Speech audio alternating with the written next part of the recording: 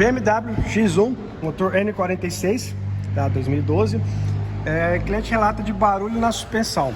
Então essa suspensão ela gera bastante ruído mesmo, principalmente nessa bucha, ó, do braço inferior, bucha maior, tá?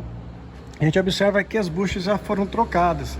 Porém, tem que saber qual é o procedimento que foi executado, porque se você usar uma bucha de má qualidade, ela vai deformar aqui o alojamento e a bucha vai trabalhar. Então observa que deram até umas batidas aqui para travar a bucha.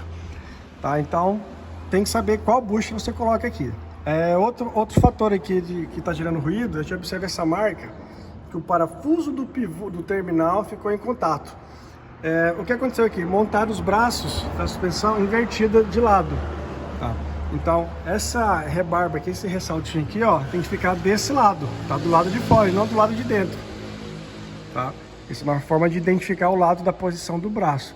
Então quando esterça, o terminal entra em contato aqui com o braço da suspensão. A gente observa que foi feito bucha, parece que foi mexido em amortecedor, né? E o cliente está relatando de ruído. Então um dos pontos que gera ruído são essas buchas, mas ficar atento com a posição do braço.